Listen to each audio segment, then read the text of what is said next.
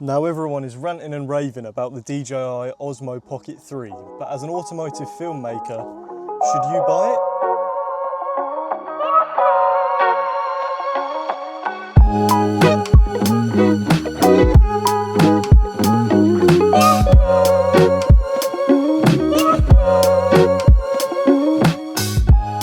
As you can see, we're in a little bit of a different setting now, in the office, so to speak.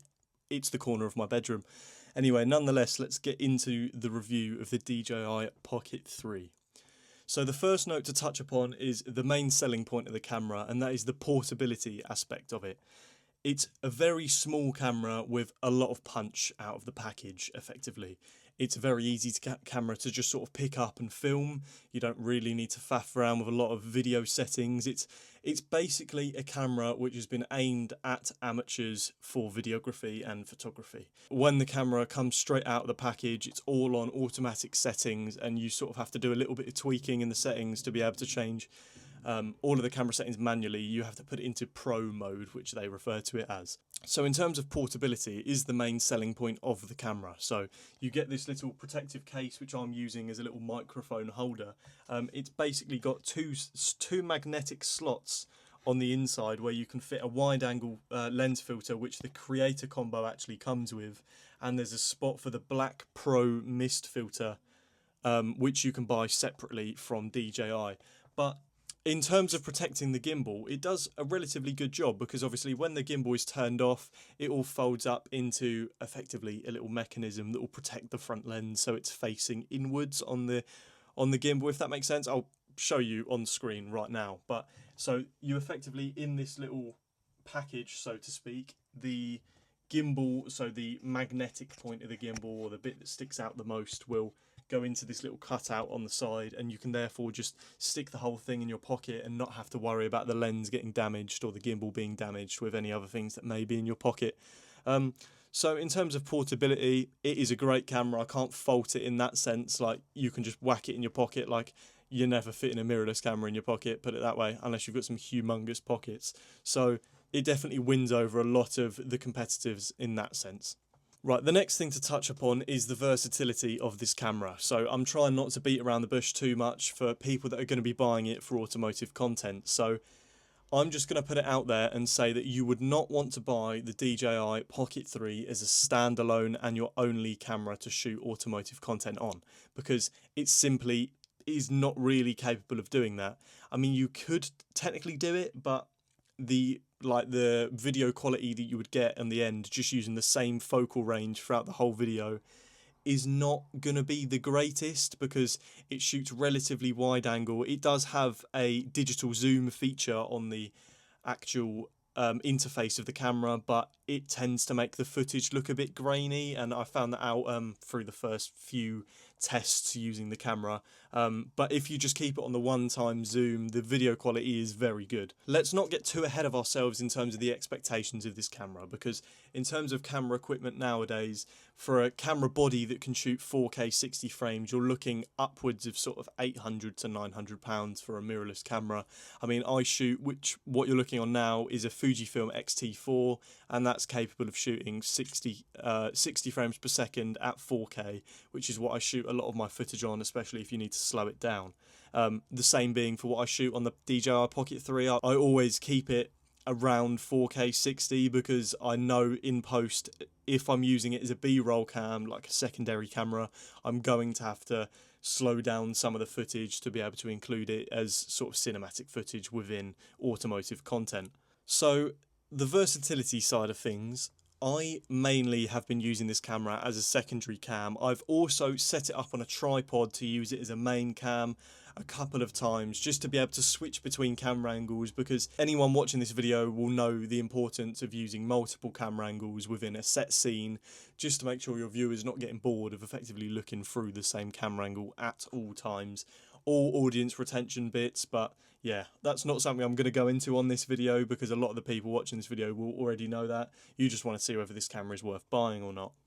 So from the video quality side of things, it is very good, I will say that. I mean, a lot of people have compared this camera to a smartphone camera, and that was the main thing that I was worried about when I purchased the camera, because I mean, I have an iPhone 14 Pro and I've never felt that the camera quality on this thing would be anywhere near up to scratch to be able to include within any of my content. And that's whether I'm shooting sort of amateur style, intermediate style, or completely just cinematic style video. I don't think it really is up to the mark in terms of being able to include it alongside mirrorless footage. It just doesn't happen. The depth of field that you can achieve on a camera is just far greater than what you'll ever be able to achieve on a phone. I mean, I might be proved wrong in the future, but for this sort of sense, the only time that you can get good depth of field on a smartphone camera is by using something like portrait mode, where it effectively does it in post. So it has a weird way of post processing the video so that it effectively adds blur to the background, but it's not achieved naturally like you would using a lower f-stop shooting on a mirrorless camera.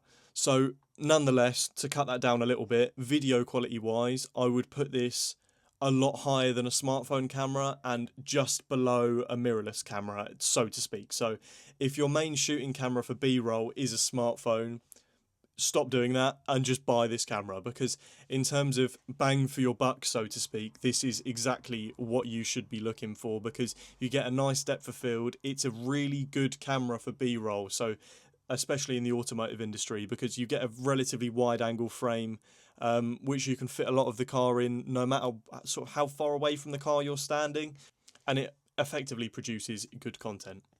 The next thing to touch upon is the intended audience of this actual camera. As I sort of touched upon in the start part of the video, it sort of is a camera intended towards amateur videographers and people that aren't taking videography too seriously.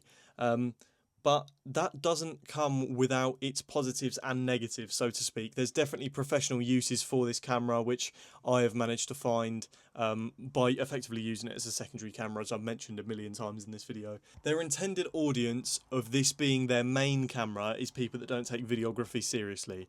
That's not to say that you can't produce professional content with this camera, but there's going to be some limiting factors in terms of focal range with what is built in on this camera lens in comparison to using a mirrorless camera with interchangeable lenses. I mean, that goes without saying effectively, because the amount of money you would have to put into a mirrorless camera setup with an array of lenses, you're not going to be able to get that for £600 effectively for the creator combo. I mean, it just wouldn't happen, and if that does happen, then I wouldn't be making this video, because it would go without saying that you would just buy that over buying a mirrorless camera. My expectations prior to buying the camera were not very high, if that makes sense. So watching other people's reviews, they've always compared it to a smartphone camera, but that doesn't do any good for me watching it, because as I said, I've never used a smartphone camera, so I wouldn't really use that as a comparative point within automotive content. It would be mirrorless versus what is effectively the DJI, so the next step down. In terms of my expectations, they've been exceeded in some circumstances, like as a secondary B-roll cam and how easy it is to film B-roll exceeded massively, because I can just pull the camera out, do a quick walk around the car, interior, exterior shots, and you can achieve a nice depth of field, a nice crisp image, and you can shoot in D-Log as well, so you can do some colour grading in post, which is very important for anyone that does cinematic content. The DJI Pocket 2 didn't actually have the feature where you could shoot D-Log, so that is one of the features that this one has over its predecessor effectively. Active Track 6.0 is something which a lot of DJI technology uses nowadays. I shoot with a DJI Mini 3 Pro as my drone for drone shots within automotive content, and I use this Active Track feature to track it up the road, just so I can follow it at a nice pace. I'm not going to go too much into the drone side of things, but Active Track on the DJI Pocket 3 is good, but I wouldn't say it was great. I've had some issues with it in terms of shooting B-roll, where it doesn't quite lock onto the subject which I'm trying to lock onto, but this could be a skill issue. This could entirely be me. But in terms of locking onto a car and it will follow it up the road, absolutely fine. It's just, say, the other day I was trying to shoot a hood ornament on a Nissan Seema, and I was trying to get it to lock on, and I was walking round the car, and it would sort of just veer off in different directions. So the hood ornament would be sort of on this side of the screen, and I'd walk around and it'd go onto that side of the screen. So it wouldn't, in terms of the rule of thirds, it wouldn't keep it inside like the center of the screen, which is what I was intending for it to do. So I ended up just turning the active track feature off in that sense, and just doing it freehand like you would with a regular gimbal. So it has its uses, it has its positives and its negatives, but I wouldn't rely on it in sort of all circumstances. So to put it in short, the reason I initially bought this camera was so that I could have a second camera angle when I was shooting a lot of different things, and to use it as a secondary B-roll cam. And if I could go back in time and not buy the camera, I wouldn't not do that, if that makes sense. I would still go and purchase the camera because it has done everything that I intended for it to do, with being that secondary camera angle. Because for someone like me, which has got one rig, so I've got one Fujifilm mirrorless camera with 3 or 4 different camera lenses, which I sort of switch in between depending on what I'm filming. I use a Xeon Weebill S gimbal to film a lot of my content. Obviously, don't film all of your content on a gimbal because it takes the life out of a lot of things. But I mean, as I say, I've got one mirrorless camera which can be used for obviously one camera angle, and I wasn't prepared to use my phone as that second camera angle. It just wasn't going to happen. So it was either I buy another mirrorless camera, which would set me back another £1,500, or I buy the DJI and see how it compares just for effectively for £600. So for what I paid for it, I'm happy with the outcomes that I managed to get from it and the importance that it makes and the professionalism that it comes with having a second camera. Wow, camera angle. So having one camera on a tripod and one shooting freehand with a gimbal, it basically negates a lot of people getting bored in the video effectively. And if you have a mirrorless camera but don't have a gimbal, what you could effectively do in that scenario is have your mirrorless camera set up on a tripod and use your DJI camera as your gimbal manned camera for you to swap in between. I effectively usually do it the other way around. I set the DJI up as my tripod cam and use my mirrorless as something to follow the subject round, because I do a lot of filming with a presenter and a car, so I'll follow them round with my mirrorless camera, and then I'll have the DJI shooting the car and the presenter next to each other, just so I can swap in between, so you get a shot with the whole car and then just the presenter, or just zooming in on bits that they might be talking about as they walk around the car. Another thing to touch upon is the DJI user interface. This is something that was a bit confusing to me to begin with, but I quickly picked up on it. If you've used any sort of other apps on your phone, really is what I can compare it to film content on your phone with like customizable settings. That's sort of as close as what I can compare it to. It's obviously nothing like a camera UI, because on a camera you've got a lot of different buttons. Because on a camera you've got a lot of different buttons, but this is purely just a little 2-inch touch screen. Because this is just a little 2-inch touchscreen display on the actual camera itself. So there's a few different gestures which you have to do. Like if you swipe up from the bottom of the screen, you can get all of your video modes, so you can change your resolution and your frame rate of what you're shooting. If you swipe down from the top, you effectively get a grid of different options where you can change the gimbal mode, go into the settings, change a few other bits here and there. If you swipe right from the left side of the screen, you can watch any footage which you've recorded prior to that moment on the SD card, which is in the camera, so it's nice to get obviously a little preview. And if you swipe left from the right side of the screen, you can change all of your camera settings, all your exposure settings, etc. So in terms of the actual UI, it's relatively simple once you sort of know the initial gestures, and yeah, it's convenient and quick to use, quick to change any camera settings when you're on a shoot effectively. So that marks just about it for my review of the DJI Osmo Pocket 3. I missed a few things off intentionally that I didn't particularly want to go into because there isn't really much to say about it. One of them things being portrait shooting. Obviously, there's not really many negatives that can come along with that. It's good for Instagram reels and bits like that because you can just flip the screen and it goes straight into portrait mode. So that's why I didn't really touch upon that, because there's not really too much to decipher. The audio quality is something that you can effectively decide for yourself. This entire video has been shot using the DJI microphone that comes in the Creator Combo. As you can see, it's right there. So personally, I think the audio quality from that microphone with a bit of tampering in post sounds pretty good. I mean, I use Saramonic wireless microphones with a lot of my filming, just with my mirrorless camera, because you can effectively just put the module on the top, on the cold shoe mount, and then plug the mic input in.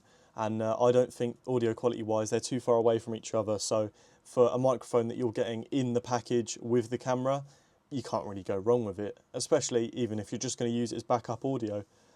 So if you're going to buy this camera as a secondary camera to shoot automotive content on, I would say go ahead and absolutely do that, because it's done all I've wanted and more out of my secondary cam or just for B-roll.